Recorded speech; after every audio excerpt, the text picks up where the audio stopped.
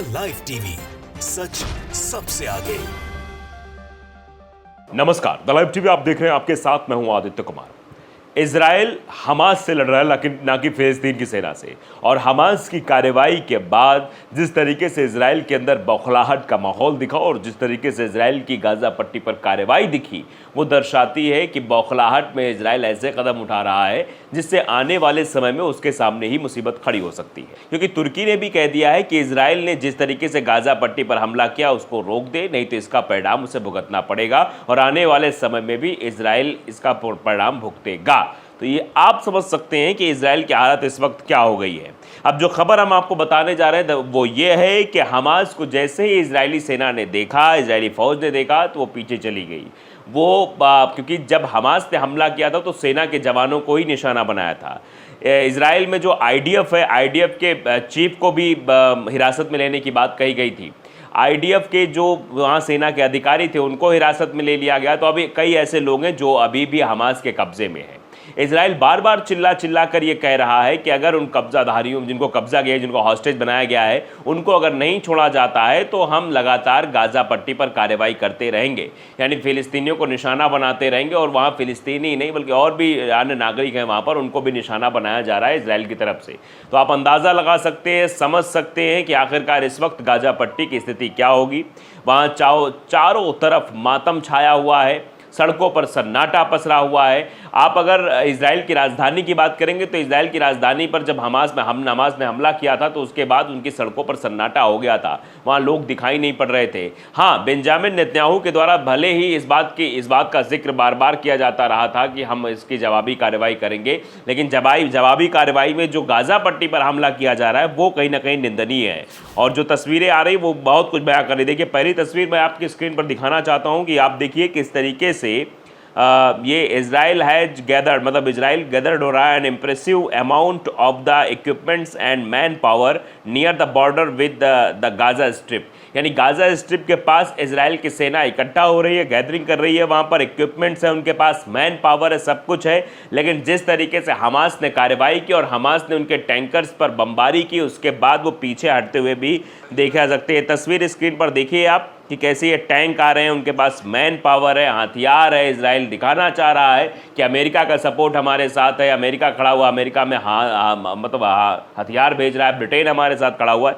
ये दिखाने की कोशिश ज़रूर की जा रही है, आप तस्वीरों में देख सकते हैं। लेकिन इन सबको मुंह तोड़ जवाब जो है हमास की तरफ से दिया जा रहा है। और हमास जो कार्रवाई कर रहा है, जो उनको बताने की कोशिश कर रहा है, इजराइल को समझाने की कोशिश कह सकते हैं, या बचाने की कोशिश कर सकते हैं, या फिर आने वाले समय को लेकर चेतावनी के लहजे से भी आप समझ सकते हैं हमास जो किया है वो ये तस्वीर, डरावनी तस्वीर जो है वो इस बात की ओर इशारा ज़रूर करती है कि बौखलाहट में इजराइल ऐसे कदम उठा रहा है जिससे वो हमास को डरा सके, फिलिस्तीनियों को डरा सके। लेकिन हमास की सेना और हमास के जो लड़ाकू हैं वो जिस तरीके से काम वहाँ पर कर रहे हैं, उससे ज़रूर ये दिखाई दे रहा है कि ये पीछे पछड़ रहा है।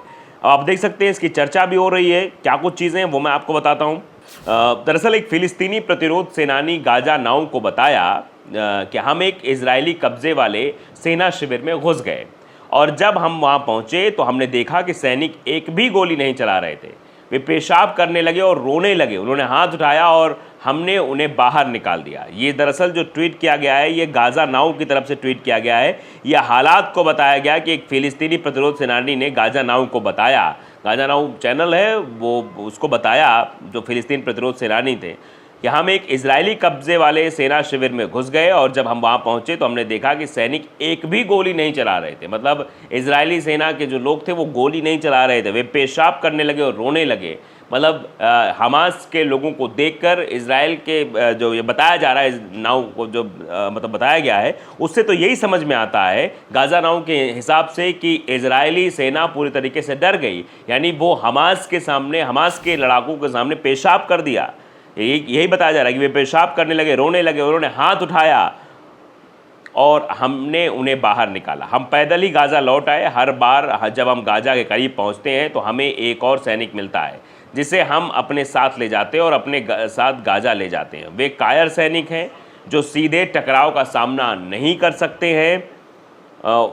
वे गाजा में नागरिकों को मारने के लिए केवल युद्धक विमानों का उपयोग कर सकते हैं और जब वे ज़मीनी युद्ध की बात कर रहे हैं उन्हें वो इनाम मिलेगा जो उन्होंने मांगा है और हम उन्हें ताबूतों में वापस भेज देंगे या हम गाज़ा को उनके लिए कब्रिस्तान बना देंगे। ये बात हमास के द्वारा कही जा रही है। तो आप अंदाज़ा लगा सकते हैं जो ये कहा जा रहा है कि इज़राइल के जो सैनिक हैं, इज़राइल के जो कमांडर्स जो आ रहे हैं, जो युद्धपोत के द्वारा आ रहे हैं, जो अपनी मैन पावर को इज़राइल दर्शाने की कोशिश कर रहा है, वो मैन पावर ज़ीरो है। क्योंकि अभी तक गाज़ा में जो हमले किए गए हैं वो एयर स्ट्राइक से किए गए हैं, यानी हवाई हमले किए गए हैं और हवाई हमलों से ही गाज़ा पट्टी को नुकसान इज़राइल के द्वारा पहुंचाया गया है। लेकिन अगर सैन्य लड़ाई की हम बात करें, सेनाओं की बात करें, तो कहा जा रहा है कि हमास के लड़ाकू के सामने इज़राइल की सेना यानी IDF की सेना जो है वो पूरी तरह के धराशायी हो गई है। वो हमास की सेना के आगे रो रही है, बिलक रही है, यहाँ तक तो कहते हैं डर के मारे पेशाब कर देना, वो तक सब कुछ हो जा रहा है।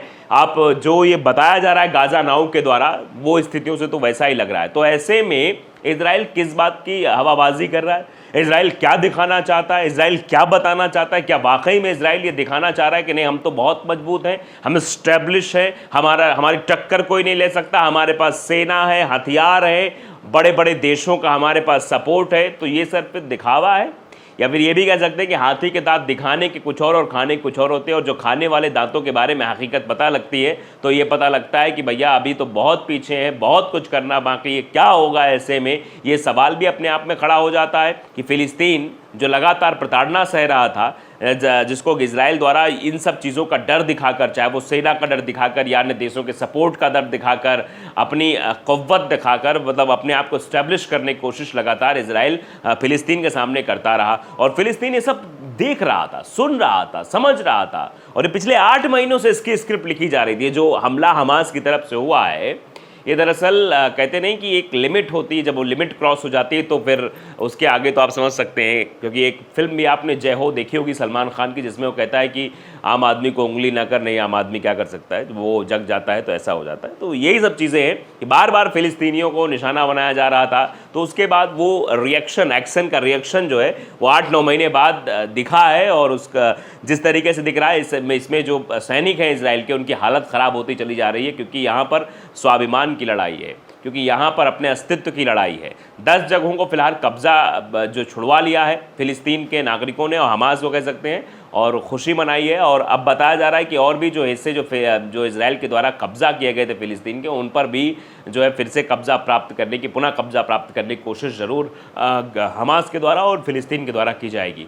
लेकिन ये जो तस्वीरें आ रही हैं, जो ये चीज़ें गाज़ा पट्टी की दिख रही हैं, या फिर जो रात में टैंक लाकर डराने की कोशिश हो रही है, गाज़ा पट्टी से हट जाने की, फ़िलिस्तीनियों को वहाँ से खाली कर देने की जो कोशिश लगातार इज़राइल के द्वारा की जा रही, वो फिलहाल विफल होती दिखाई दे रही है।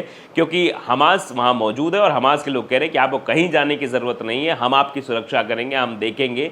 लेकिन गाज़ा की हालत फ़िलहाल ख़राब हो गई है और इज़राइल जो है वो हवाई फायर ही कर रहा है, मतलब हवाई फायरिंग के जरिए, मतलब एयर स्ट्राइक वहाँ पर कर रहा है। सेना उसकी वहाँ नहीं पहुँची, जो सेना पहुँची भी हुई है उसकी हालत बेहद ख़राब बताई जा रही है। तो द लाइव टीवी को अगर आपने सब्सक्राइब नहीं किया ज़रूर करिए, बेल आइकन दबाइए ताकि सच खबर आप तक पहुँचती रहे। नमस्कार। द लाइव टीवी, सच सबसे आगे।